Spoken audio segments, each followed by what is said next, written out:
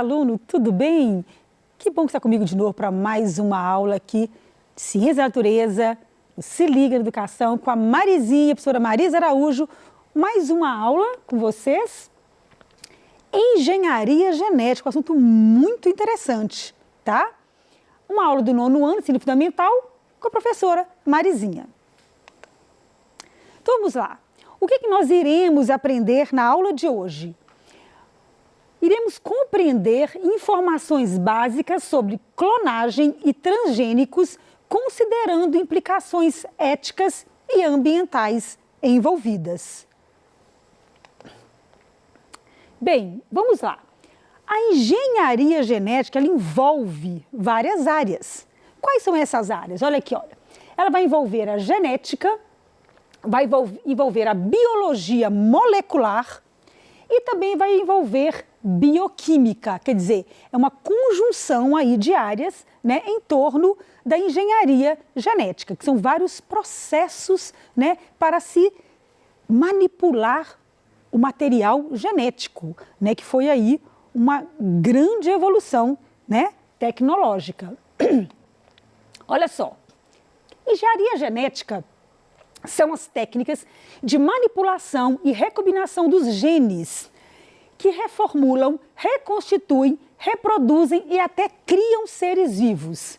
As técnicas de manipulação genética desenvolveram-se a partir dos anos 70, né, 1970, e suas aplicações têm alcançado diversas áreas, como a medicina, a agricultura e a pecuária. Gente, é quase impossível, praticamente, a gente estar hoje vivendo no mundo, né, sem estar de alguma forma envolvida com a engenharia genética. A gente vai entender isso aos poucos. Até que você está alimentando na sua casa, nós temos aí envolvimento com a engenharia genética, tá? Então, aqui a imagem mostrando o bonequinho, né, carregando o DNA. Porque o DNA começou a ser o quê? Manipulado, tá? O que podemos fazer na engenharia genética? Olha, clonagem reprodutiva e terapêutica, técnica do DNA recombinante, transgênicos, que está dentro da técnica também, e OGM. São termos, são sinônimos, não são sinônimos? Vamos aí junto decifrar aí, né, e dar o conceito de todas essas técnicas, tá? Olha só, vamos começar por clonagem. Você deve ter ouvido falar na ovelha Dolly, né, que foi clonada, vocês lembram disso? Olha, clonagem de organismos é uma técnica utilizada para produzir cópias idênticas de indivíduos pluricelulares a partir de uma única célula. O clone é geneticamente idêntico ao organismo que o originou. Exemplo, ovelha Dolly. Lembra que se uma planta fizer um broto, ela está fazendo um clone, tá? Então, a clonagem ela existe naturalmente na natureza. Aqui é o ser humano tentando fazer, né? Indivíduos mais complexos geralmente não fazem, não tiram mudas de si mesmo, tá? Isso é bem complicado. Então, olha só. Vamos ver aqui a clonagem reprodutiva. Olha que interessante aqui no caso da ovelha Dolly, tá? Vou pegar uma canetinha. Olha, preste atenção. Eu tenho uma ovelha A e uma ovelha B. Da ovelha A, nós vamos tirar, olha, célula da glândula mamária da ovelha A. O que foi retirado da ovelha A? Preste atenção, foi retirado o DNA, o núcleo, porque o núcleo contém o material genético. Beleza. Da ovelha B, retirou-se o óvulo, tá vendo aqui, olha? Mas removeu-se o núcleo desse óvulo. Se remover o núcleo desse óvulo, o DNA não é da ovelha B. Agora sim, vamos apenas utilizar o óvulo da ovelha B, mas colocar o núcleo da ovelha A. Vamos pensar. Esse clone vai ter a característica genética da ovelha A ou da ovelha B? Ora, se foi da A que tiramos o núcleo, ela vai ter característica da ovelha A. Uai, Marizinha, por que colocou no núcleo e já não usou essa célula já com o núcleo todo? Porque, gente, o óvulo, ele vai conseguir formar o zigoto e ele vai responder a todos os estímulos hormonais no útero.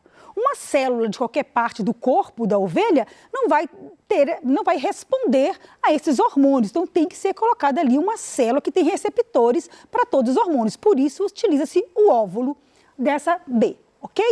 Então, criou-se, então, a ovelha C, que, na verdade, é um clone da ovelha A. Bem, essa técnica da clonagem produtiva, houve muitos debates, tá? A favor, contra. A Dolly faleceu. Geralmente, quando se faz um clone, ele envelhece muito rápido, porque aquela célula que originou, ela já tinha um tempo de vida. Então, eu quero que você anote aí no caderninho e pesquise aí para mim. Vou trazer todas as informações para vocês, por causa do tempo. Como que foi essa história da Dolly, né? Que ano que aconteceu, quando que ela morreu e quais foram as críticas aí à clonagem reprodutiva, que, por sinal, será que existe alguma lei de biossegurança? Será que a gente pode sair clonando pessoas por aí? Outra coisa que a gente saber é sobre a lei de biossegurança, tá? Ok? E a clonagem terapêutica? Olha que interessante.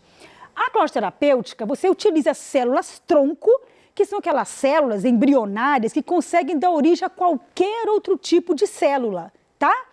Pode ser uma célula sanguínea, uma célula muscular, uma célula digestiva, né? Um neurônio. Então, você pode utilizar essas células, né? Para poder utilizar em tratamento de doenças, como, por exemplo, mal de Parkinson e Alzheimer, tá? Que já é uma técnica aí bem interessante, que envolve cura de doenças. Existem várias técnicas de terapia celular, tá? Dentre elas, você pegar aí, olha, uma célula totipotente. O que é a célula totipotente? Que dá origem a qualquer outro tipo de célula. Ela dá origem aqui o blastocisto, tá vendo aqui? Tá? E aqui, olha, é retirado, né, do feto células germinativas primordiais. Essas células são células tronco. Geralmente, células do cordão umbilical do feto são células tronco, tá, gente?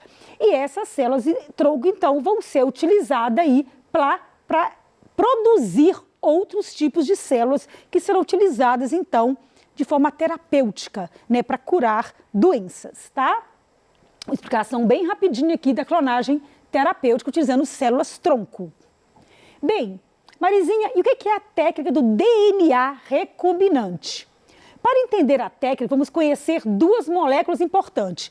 O que é plasmídio e o que é enzima de restrição. Gente, e isso revolucionou a engenharia genética, tá? O que é plasmídio e enzima de restrição? Bem, o que é um plasmídio bacteriano? A bactéria, ela tem um DNA, né, único ali, ó, o principal, e ela tem um DNA circular aqui, ó, independente, chamado de plasmídio, tá? São DNAs de bactérias que geralmente possuem genes de resistência a antibiótico. Esses plasmídios, uma célula bacteriana pode passar para outra, né? Transmitindo aí esses genes de resistência para outras bactérias. Os plasmídios são muito estudados. Eles perceberam, gente, que as bactérias, olha que interessante, alguns vírus infectam bactérias, são os bacteriófagos, e essas bactérias conseguiam clivar, cortar o DNA do vírus que tinha inserido ali no seu DNA. Olha, descobriram então uma tesourinha de cortar DNA, que é chamado de enzima de restrição. Olha, descoberta em 1971, as enzimas de restrição são proteínas bacterianas capazes de clivar ou cortar pedaços de DNA em pontos específicos. A mesma enzima que você usa para cortar o plasmídio, você pode usar para cortar outro tipo de material genético e depois colar. Tipo o que a gente brinca no computador, Ctrl+C, Ctrl+V, é mais ou menos isso aí. Qual foi a utilidade disso? Olha, permitiram mapear genes, olha, o projeto Genoma utilizou-se muito disso, e transferir também material genético em laboratório. Bem, vamos na bancada conhecer melhor essa técnica. Pode aqui vir a bancada comigo? Eu trouxe aqui, gente, uma tesoura, porque eu estou fazendo analogia mesmo com a tesourinha. Não esqueça, anota aí, como é que chama essa tesourinha? Enzima de restrição, ok? Então, olha só, imagine aqui, vou brincar aqui com a insulina, né? Porque quem tem diabetes, tipo, tem que tomar insulina. E a insulina é produzida pelo pâncreas. Uma pessoa que tem problemas, né, com diabetes, ela não está produzindo insulina. E antes pegava-se do porco e gerava aí algumas reações. Com essa técnica do DNA recombinante, o que eles fizeram? Faz de conta que aqui eu tenho o gene de uma célula humana do pâncreas, tá? O DNA aqui, que produz, esse gene produz o quê? A proteína insulina. Aqui eu tenho o plasmídio bacteriano. Com aquela tesoura, enzima de restrição, o cientista vem aqui e recorta, tá? Exatamente a ponta aqui da parte que ele quer do DNA, daquela enzima, daquele gene, vai cortar com a mesma enzima de restrição aqui, ó, o da bactéria, né? O plasmídio bacteriano, retirou-se aqui um pedaço e agora ele vai colar, ele vai pegar então esse gene, tá? Que produz insulina de ser humano e vai colocar aonde, ó? Aqui no plasmídio. Então, e colou, tá? Com a ligase, que é uma outra enzima. Então, agora eu tenho um DNA recombinante, porque eu tenho um pedaço de DNA bacteriano com um pedaço de DNA humano, ok? Graças a quê, gente? Não esqueça a palavrinha? Enzima de restrição, ou a tesourinha que corta DNA, que foi uma grandíssima descoberta, tá? Então, como é que é feito aqui? Ó, eu trouxe o desenho para vocês, mostrando aqui, olha, eu chamo de vetor de clonagem plasmídio, cortou-se aqui, cortou lá o DNA, colou, e aí eu tenho, então, um vetor recombinante. E agora, Marizinha? Agora vamos multiplicar, porque eu quero muito daquele gene para produzir muita insulina, tá certo? Então, o que acontece aqui, olha, coloca-se em outra bactéria, tá vendo aqui, olha, ela tá aqui com o DNA recombinante, e agora, né, coloque essa bactéria para reproduzir, ela vai reproduzir, e eu vou ter agora um monte de bactérias, todas carregando o gene para insulina. Então, a insulina que as pessoas recebem aí, né, as diabéticas, são insulinas que vêm aí da nossa própria espécie. E isso é muito melhor por questão de reação, né? Não causar alergias, etc. Graças aí à técnica de DNA recombinante. E produzem muito mais larga escala, tá ok? Bem, transgênicos. Logicamente que temos os transgênicos também, né? Imagine você ter lá um milho que produz muito, uma proteína maravilhosa, mas aquele milho, ele não resiste à praga. Qualquer pragazinha, a plantação morre. Eles vão lá, colocam um gene de resistência naquele milho a uma praga, por exemplo. Ou então, gente, acontece muito de transgênicos que tem genes que resistem, sabe a quê? Ao agrotóxico. E aí pode colocar muito mais agrotóxico na plantação, porque aquela soja resiste ao agrotóxico. Então, tem aí os lados positivos e os lados negativos, tá certo? Quero que vocês vão pensando aí e anotem e pesquisar. Quais são os pontos positivos e negativos do transgênico, tá? Anotem aí. Olha só, a técnica é muito utilizada na agricultura para melhorias genéticas de espécies vegetais como a soja e milho. Gente, 97% da soja brasileira é transgênica, tá? E acho que 88% do milho, por aí. Produção de grãos com mais proteínas, verduras e grãos resistentes a agrotóxicos, alimentos com menos gordura e mais saudáveis, plantas mais resistentes às intempéries do tempo ou a pragas. Geralmente, essas técnicas são utilizadas no agronegócio, na agricultura em larga escala e muitas vezes beneficia até o próprio agricultor ali na produção. Mas para a gente que está cá como consumidor, a gente vai recebendo aí os produtos transgênicos que podem ir, as pesquisas não são muito claras, se eles realmente fazem mal, se não fazem mal. A gente está brincando aí com DNA.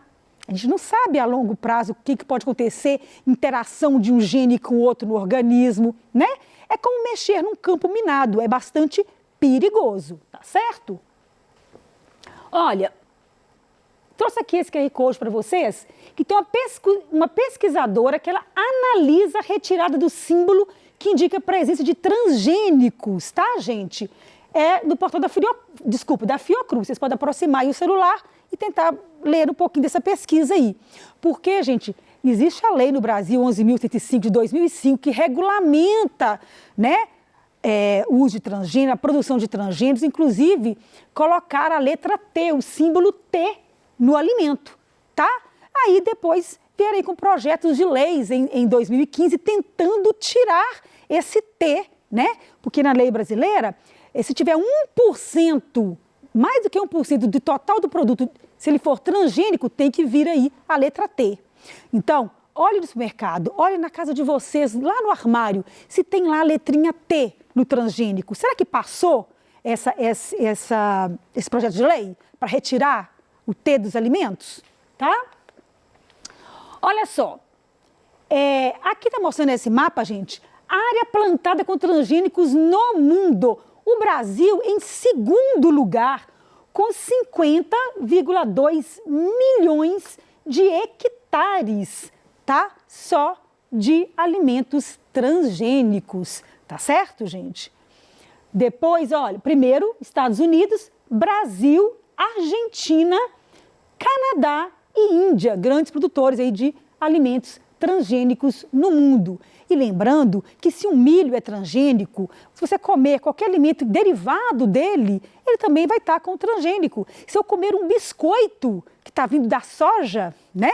Às vezes na manteiga, é muito difícil pegar um biscoito, qualquer outro alimento que não tenha no seu ingrediente ou um milho ou uma soja que não seja transgênico. Então ele já está aí na nossa vida. E o consumidor, ele tem o direito de saber, segundo o Código do Consumidor, o que ele está comendo, tá certo? Então você pode olhar o rótulo, ver se tem lá o T de transgênico ou se está escrito alimento transgênico e poder fazer a sua escolha. Mas não deixe de fazer a pesquisa que eu te pedi, tá certo? Pontos positivos e negativos do transgênico. Ok. O que são OGMs, segundo a Lei de Biossegurança 11.105/05? OGMs transgênicos são sinônimos? Gente, OGM é organismo geneticamente modificado. Um transgênico é um OGM, mas nem todo OGM é um transgênico. Porque eu posso, por exemplo, tem exemplo de batata, que você pega uma batata selvagem que tem um gene para poder combater um fungo, retira aquele gene e coloca numa outra batata. Quer dizer, são espécies que cruzam entre si, tá? Então aí vocês não estão fazendo uma transgenia, você está trabalhando dentro da mesma espécie, tá? No caso então fica claro para você que nem todo OGM é transgênico, mas todo transgênico é um OGM, tá? Para exercitar, né, finalizando quase no finalzinho da nossa aula, qual o nome... isso vai cair, pois pode cair lá no Enem, daqui uns anos. Você vai lembrar da Marizinha aqui te explicando, o nome da tesourinha. Qual o nome da enzima bacteriana capaz de clivar, cortar o DNA, que é usada como ferramenta na engenharia genética? Enzima de DNA? Enzima de clivagem? Enzima de restrição ou enzima de constrição? Pensem aí, vou pegar minha caneta. Se você marcou a letra C, certinho, enzima de restrição, tá ok?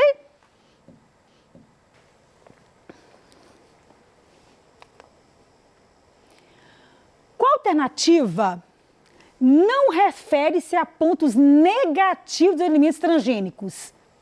Podem causar alergias, não se sabe se o verdadeiro efeito no organismo ao longo do tempo, podem produzir grãos resistentes a pragas e mais ricos em nutrientes, podem produzir grãos muito tolerantes a agrotóxicos, aumentando sua concentração. Quer dizer, o que aí que é menos negativo seria também a letra C, melhorar grãos com mais ricos em nutrientes e resistentes a pragas, tá? Estou aí puxando vocês para essa pesquisa sobre aspectos positivos e negativos dos transgênicos. Essa foi minha referência bibliográfica, espero que vocês tenham gostado e até a próxima com mais uma aula da Marizinha. E mande sua pergunta para mim que eu te espero no Tira Dúvidas. Um grande beijo.